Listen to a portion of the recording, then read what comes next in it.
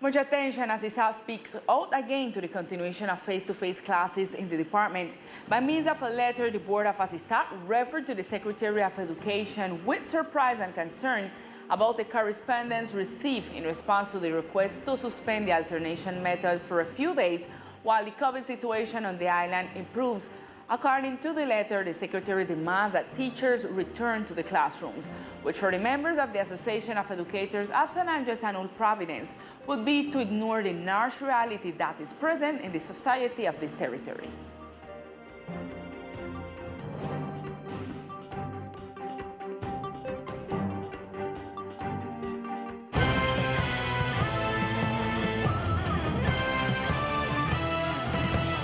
And in other news, we continue with an analysis of the current COVID situation in the islands, taking into account the increase of active cases in the department. According to the latest report of the Departmental Health Secretariat, there are currently 121 active cases characterizing the island, 110 of these in San Andres and 11 in the municipality of Old Providence and Queclina. A total of 2,893 people have been recovered, and the number of deaths has also increased, leaving a total of 49 people.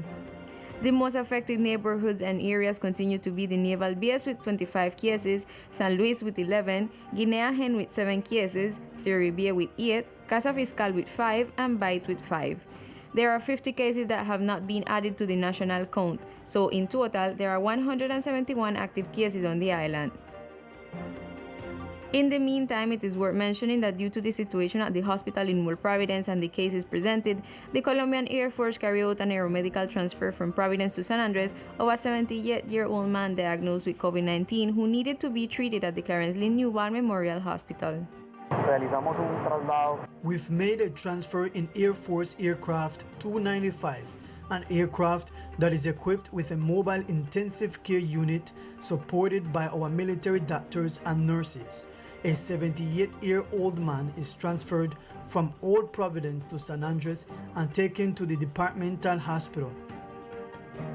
Seeking to identify all cases on the island, the government also continued to implement the PROS strategy, which during the week will move to the following neighborhoods: Monday, Barak; Tuesday, Perry Hill; Wednesday, Coral Palace; Thursday, Morgan Canyon; Friday, San Luis Coliseum; and Saturday, Sprat Bight.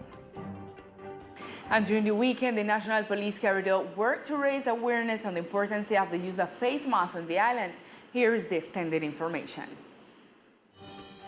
By going to different sectors where there is a large number of tourists, the National Police instructed visitors to maintain the use of the mask, taking into account the current crisis in the country due to COVID-19.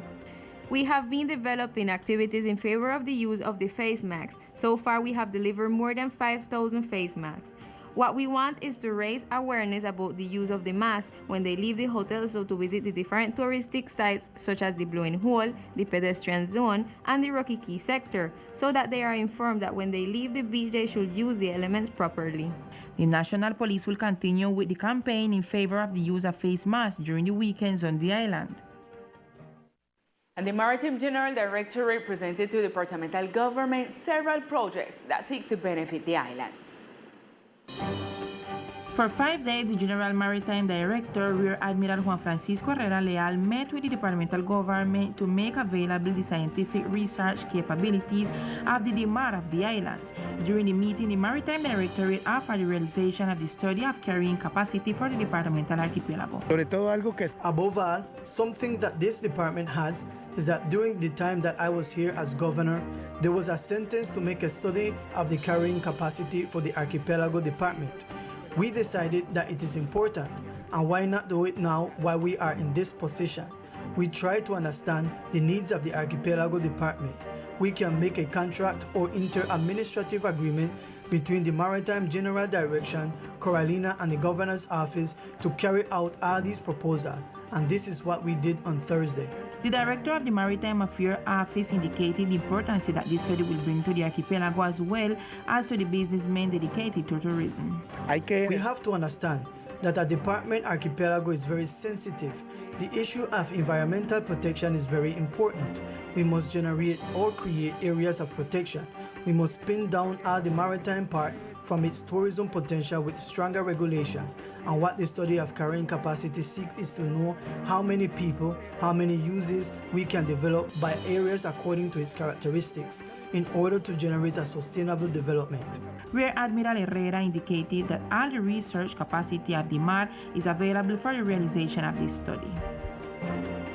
And just after a short commercial break, we will continue with more of Teleislas news.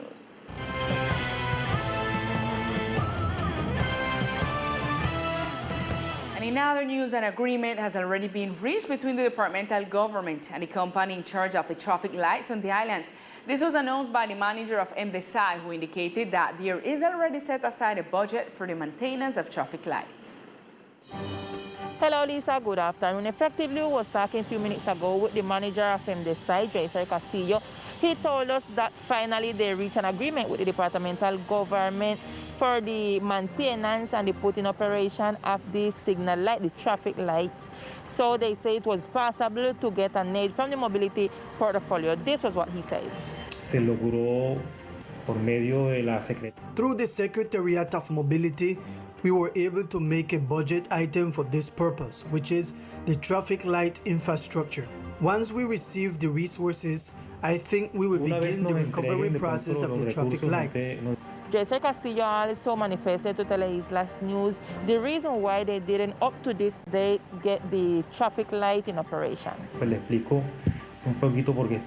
Let me explain the reason why this project wasn't funded. Since 2014, by an ordinance in Assembly, did not allow the access of the taxes from the public lighting for traffic lights. Later, Law 1819 endorses that decision, and Decree 941 regulates it. However, in 2014, there was no source for funding or for the maintenance of our public lighting. Okay, Lisa, this is all the information. This is Sylvette Mitchell Archibald for Teleislas News. Thank you, Sylvette. And now we continue with other facts that are making news in our brief news sections of today.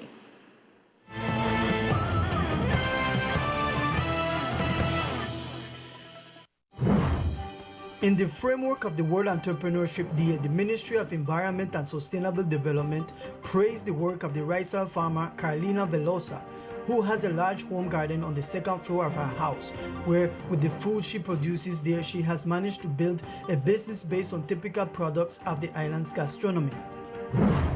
The diaspora of San Andres, Old Providence, and Santa Catalina will be celebrating the World Day of Prayer through an activity via Zoom.